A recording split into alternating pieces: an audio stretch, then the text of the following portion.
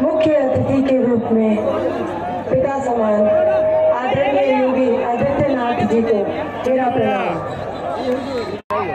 उत्तर प्रदेश के यशस्वी मुख्यमंत्री महायोगी आदित्यनाथ की महावीरों की इस पावन भूमि पर, जमुई की इस धरती पर हम हार्दिक अभिनंदन करते हैं।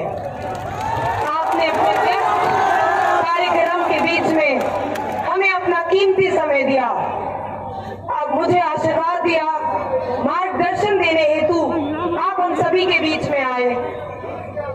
मेरा मन बेहद प्रसन्नचित होता है। वीर भोग्य वसुंधरा का अनुसरण करते हुए आंध्र प्रदेश की ये भूमि महादानीकरण की एवं आधुनिक काल में आदरणीय त्रिपुरारी सिंह, हीरा जी, कृष्ण सिंह और मेरे पिता स्वर्गीय दादा दिग्विजय सिंह जैसे महापुरुषों से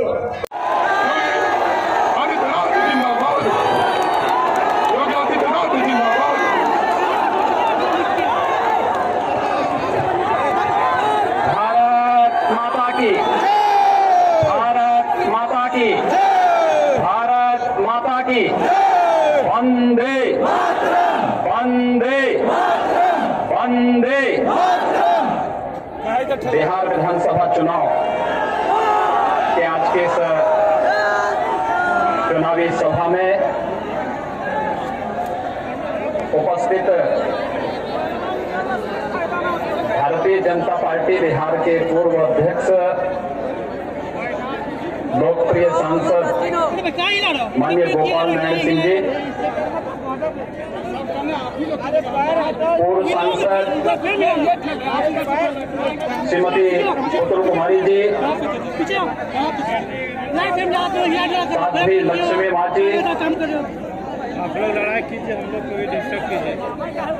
भारतीय जनता पार्टी के लोग सुश्री श्रेयसी सिंह जी, भारतीय जनता पार्टी के जिला के अध्यक्ष श्री कन्हैया कुमार जी, जदयू के जिलाध्यक्ष श्री शंभू शरण जी, जिलाध्यक्ष हम मोहम्मद समीर उद्दीन जी, जिला प्रभारी कुमार पाणे जी, जदयू के और भारी संख्या में जमुई से जुड़े हुए, विधानसभा जमुई से जुड़े हुए सभी उपस्थित यहाँ के नागरिक भाइयों बहनों,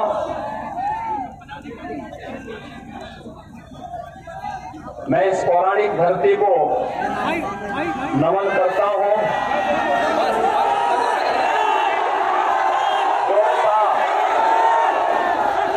आप सबने इतने पूर्वाह्न में ही दिखाया है, वह उत्साह हम सबके लिए बहुत बड़ा सम्मान है। भाइयों बहनों, आज मैं आप सबके बीच में आप सबसे अपील करने के लिए आया हूं। आप सब जानते हैं कि भारतीय जनता पार्टी की जो प्रत्याशी हैं सुश्री श्रेयसी सिंह जी, उनका अपना स्वयं का व्यक्तित्व है। देश का और बिहार का नाम, जमुई का नाम उन्होंने देश और दुनिया के अंदर तो रोशन किया ही है।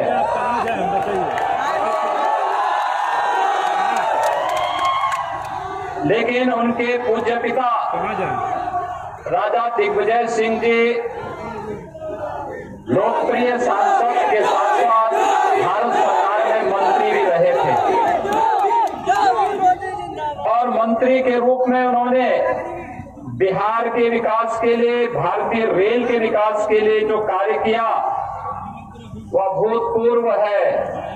आज वे हमारे बीच में नहीं है, मैं उनको विनम्र श्रद्धांजलि अर्पित करता हूं और आप सबसे यही अपील करने के लिए मैं आया हूं कि अपने बिहार की इस बेटी को पूरे सम्मान के साथ उनके पूज्य पिता के नक्शे कदम पर चलने के लिए, विकास के लिए जिस समर्पण भाव के साथ उनके पूज्य पिता ने, उनकी पूज्य माता ने उन्हें विकास के लिए, बिहार के उत्थान के लिए जो संस्कार दिए हैं, उसमें बिहार के और खासतौर पर जमुई विधानसभा क्षेत्र की जनता का मोहर लगना चाहिए।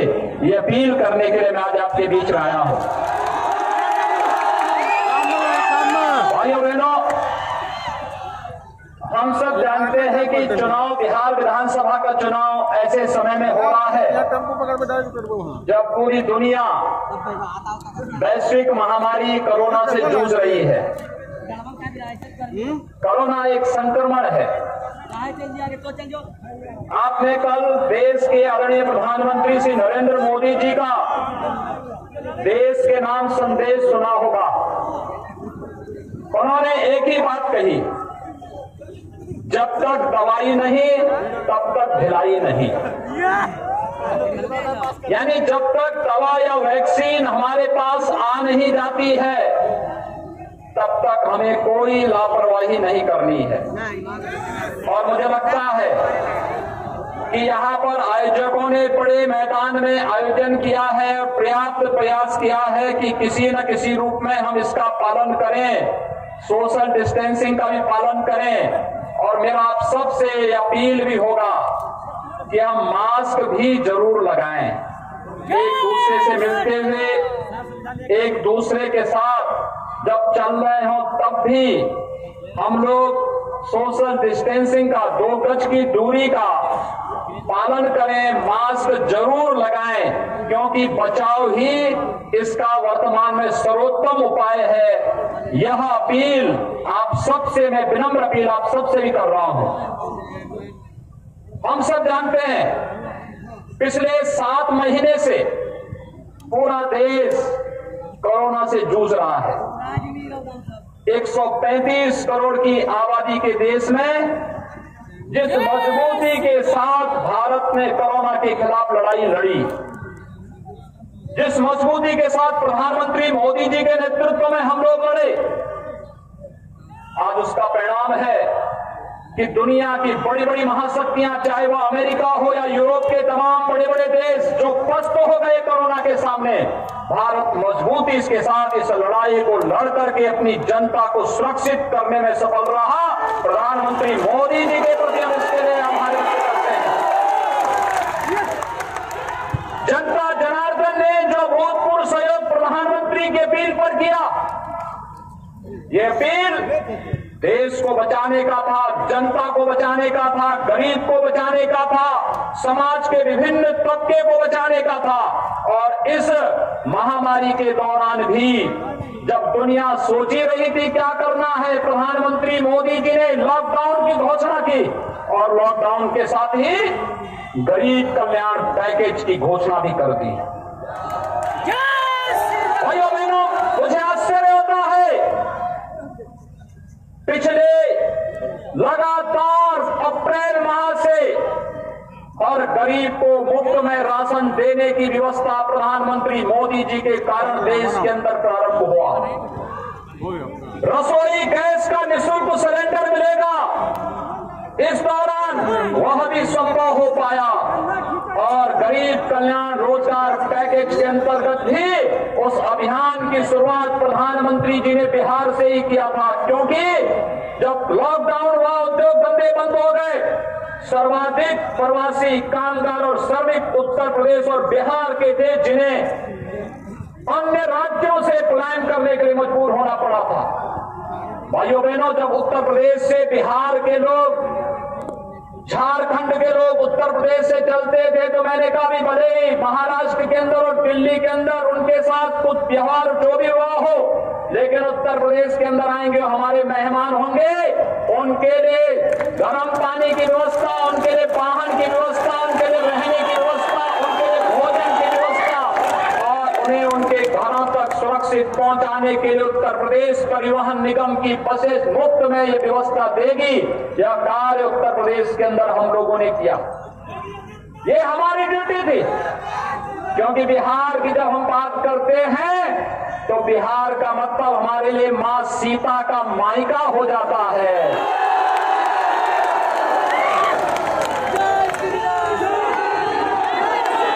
और इसलिए मेरा एक दायित्व बनता है कि सीता मैया के मायके से कोई अगर उत्तर प्रदेश से गुजरे तो उनके सम्मान के साथ किसी भी प्रकार का खिलवाड़ नहीं होना चाहिए।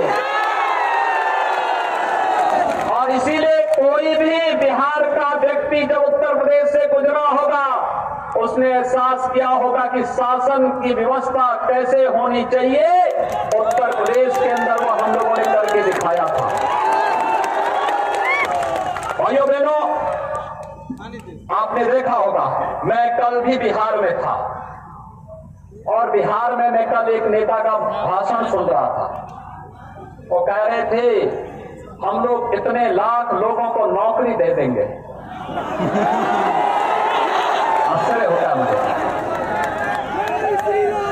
पूछना चाहिए, एक प्रश्न पूछिए कि 15 वर्षों में कितने लोगों को नौकरी दी थी।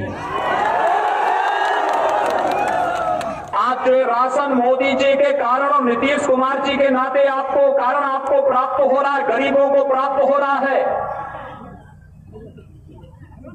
आखिर ये राशन लालू जी के शासनकाल में गरीब को क्यों नहीं मिल पाता था?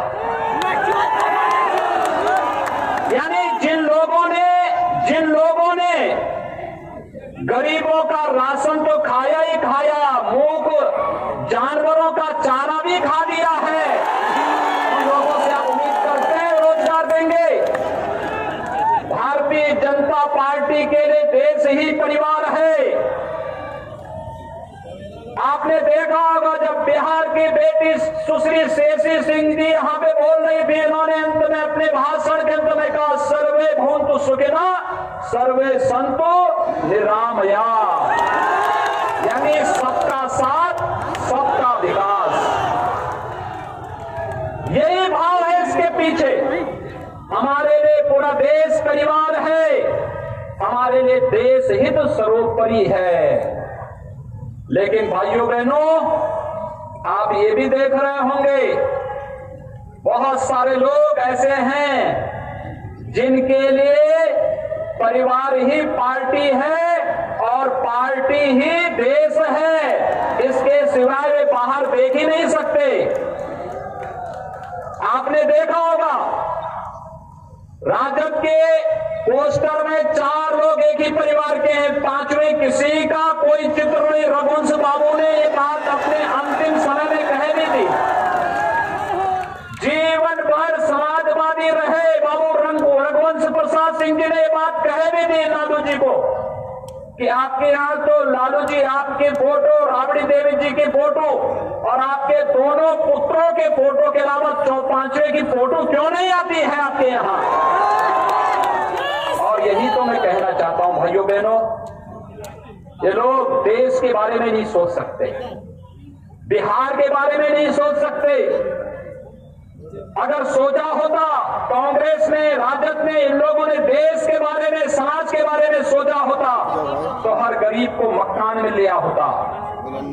इनके शासन काल में हर गरीब को मकान मिला होता, हर गरीब को इनके शासन काल में ही रसोई गैस के सिलेंडर मिल गए होते, हर गरीब को विद्युत के निःशुल्क कनेक्शन मिले होते, हर गरीब को 5 लाख रुपए की जो आयुष्मान भारत की स्वास्थ्य बीमा की योजना प्रधानमंत्री मोदी जी के कारण आज मिल रही है, ये योजना उन्हीं के समय में मिल गई होती। इन लोगों के पास विकास की कोई सोच नहीं थी, ये लोग विकास नहीं चाहते थे, गरीबों का उत्थान नहीं चाहते थे। 2004 से लेकर 2014 तक कांग्रेस नेतृत्व की सरकार रही, लेकिन भाइयों बहनों इन्होंने विकास नहीं किया। राजद उसमें सहयोगी था, इन्होंने विकास नहीं किया, लेकिन एक एक घोटाला पे घोटाला होता गया। देश को बेचने की स्थिति में इन लोगों ने पहुंचा दिया। 2014 में हम देश की जनता का अभिनंदन करते हैं जिन्होंने प्रधानमंत्री के रूप में मोदी जी का अभिषेक किया और मोदी जी ने आने के बाद पूरे देश के अंदर योजनाएं देनी प्रारंभ की, बिना भेदभाव के मकान दिया। जब मोदी जी ने मकान दिए देश के अंदर पिछले 6 वर्ष के दौरान 3 करोड़ से अधिक गरीबों को एक आवास मिला है,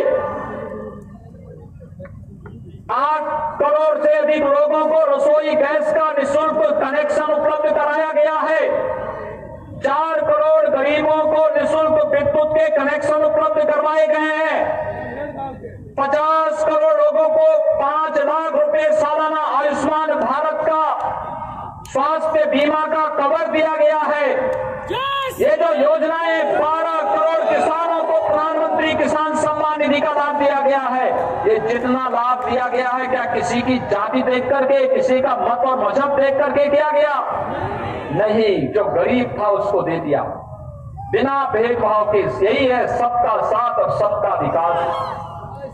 कोई भेदभाव किसी के साथ नहीं किया, सबको देंगे, सबका साथ और सबका विकास करने के भाव के साथ प्रधानमंत्री मोदी जी ने अपनी योजनाएं चलाई और योजनाओं का लाभ गरीब को, गांव को, किसान को, नौजवान को, महिलाओं को, समाज के प्रत्येक तबके को देने का कार्य किया। भाइयों बहनों, जो भारत का हितैषी है वह हर व्यक्ति आज प्रधानमंत्री मोदी जी के साथ कदम से कदम मिलाकर के चल रहा है, क्योंकि देश का गरीब जानता है कि प्रधानमंत्री मोदी जी उनका हित कर सकते हैं। देश का किसान जानता है कि प्रधानमंत्री मोदी जी ही उसके हकों का, उसे उसका हक दिलाने का कार्य कर रहे हैं। देश की माताएं और बहनें समझ रही हैं कि प्रधानमंत्री मोदी जी के कारण ही आज उन्हें सम्मान मिल रहा है, और देश का नौजवान भी जान रहा है कि देश में नौजवानों का हित भी प्रधानमंत्री मोदी जी के कारण ही सुरक्षित है। कांग्रेस क्या कर रही है? अभी कांग्रेस के एक नेता का बयान आपने पढ़ा होगा, सुना होगा, वह पाकिस्तान की तारीफ कर रहे हैं। इस समय 2 ही लोग पाकिस्तान की तारीफ करते हैं, या तो राहुल गांधी या ओवैसी। मान रहे हैं ना? क्या इन दोनों से देश के हितों की कोई कल्पना आप करते हैं क्या? क्या ये देश का हित करेंगे? इसीलिए लोग क्या बोलते हैं उन्हें?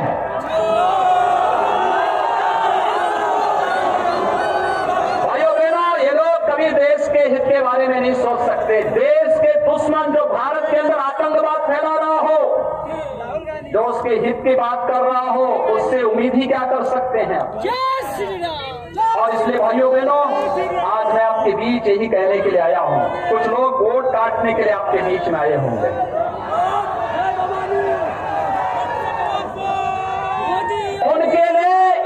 उनके लिए देश का हित नहीं, उनके लिए बिहार का हित नहीं, उनके लिए स्वयं का हित महत्वपूर्ण है।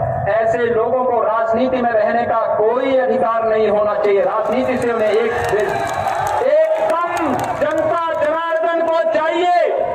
लोकतंत्र में जनता जनार्दन का स्वरूप है और जनता को चाहिए कि ऐसे लोगों को अपना जनार्दन का स्वरूप दिखा करके राजनीति के हाशिए में फेंकने की आवश्यकता है।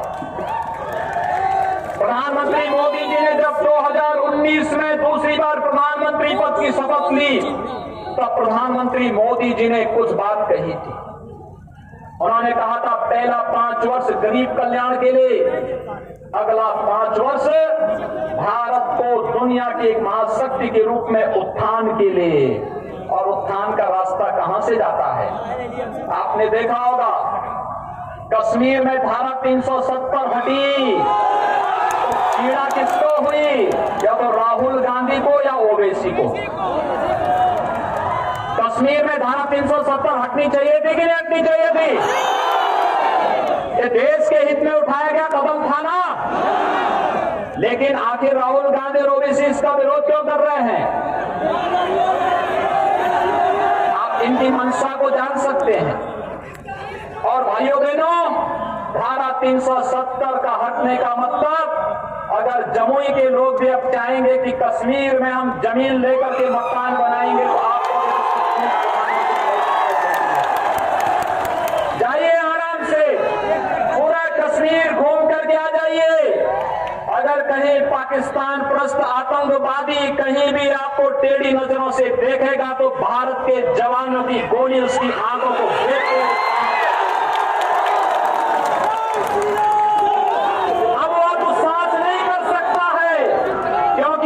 पाकिस्तान के प्रधानमंत्री इमरान खान भी भयभीत हैं। उन्हें लगता है कि अगर भारत के अंदर कुछ भी करेंगे तो भारत के बहादुर जवान पाकिस्तान के अंदर घुस करके कोई नया सर्जिकल स्ट्राइक को अंजाम दे देंगे। अब पाकिस्तान भी कुछ नहीं कर सकता, क्योंकि भारत अब मजबूती के साथ वैश्विक पटल पर अपनी एक नई पहचान प्रधानमंत्री मोदी जी के नेतृत्व में बना चुका है। आपने देखा होगा, पाकिस्तान, बांग्लादेश, अफगानिस्तान के जितने भी हिंदू थे, सिख थे, बौद्ध थे, जैन थे, इन सबको जो वहां पे प्रताड़ित था, पीड़ित था, गृह मंत्री अमित शाह जी ने कहा कि अगर आप पीड़ित और प्रताड़ित है, भारत में शरण लिया है, हमने भारत की नागरिकता भी देंगे।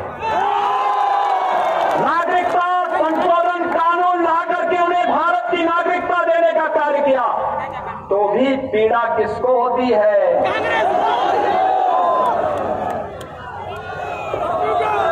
और पिछली बार लोकसभा चुनाव में जब मैं बिहार आया था, तो बिहार के लोग मुझसे एक बात पूछते थे कि आप उत्तर प्रदेश के मुख्यमंत्री हैं। मैंने कहा कि बताओ कि अयोध्या में भगवान राम का मंदिर कब बनेगा?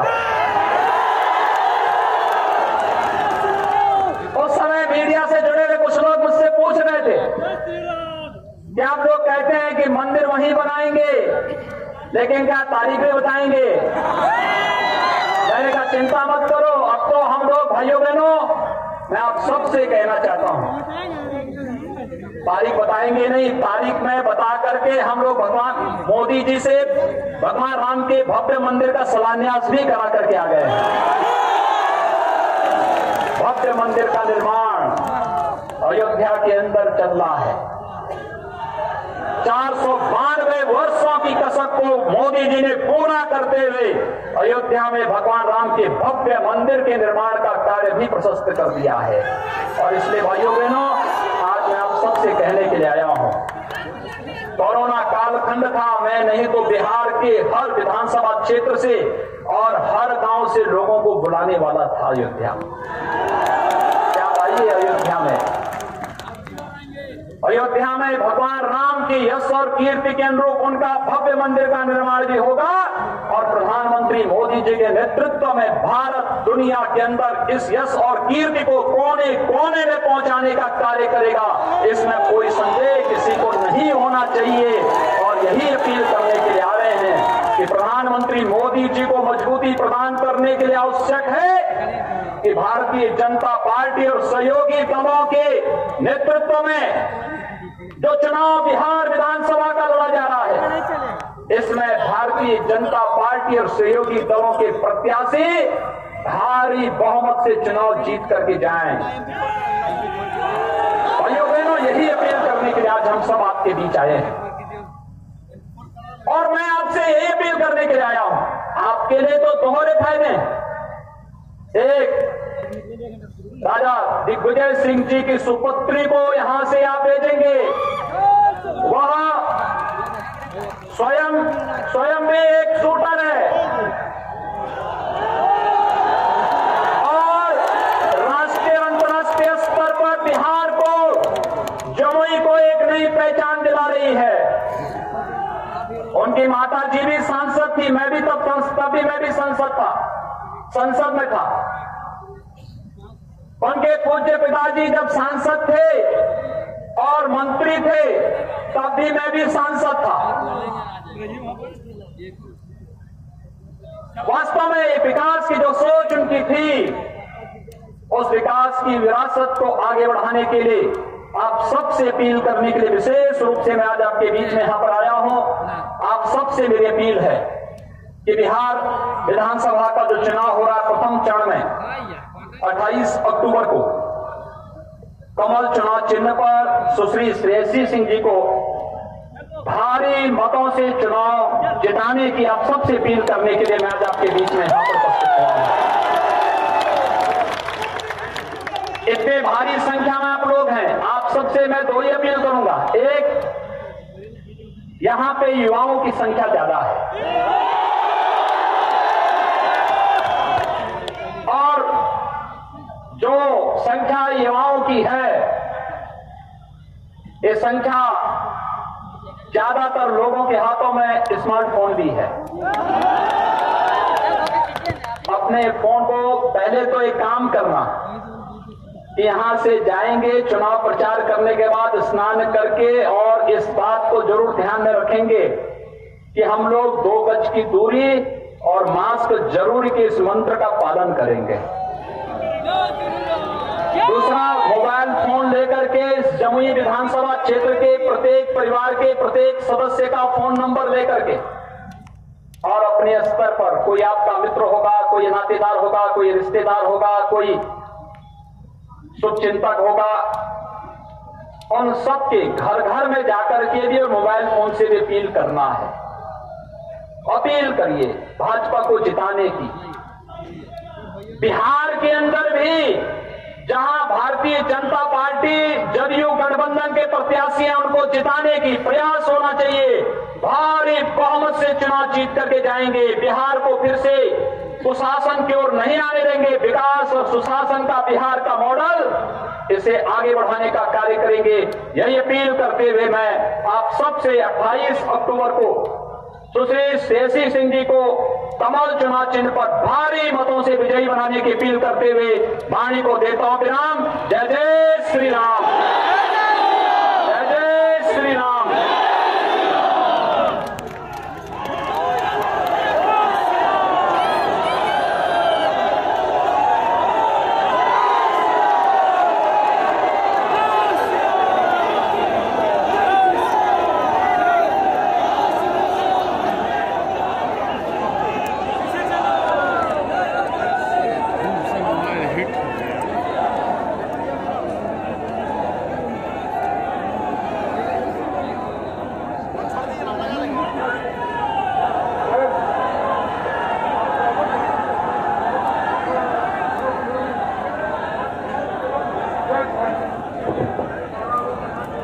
अब आज इसका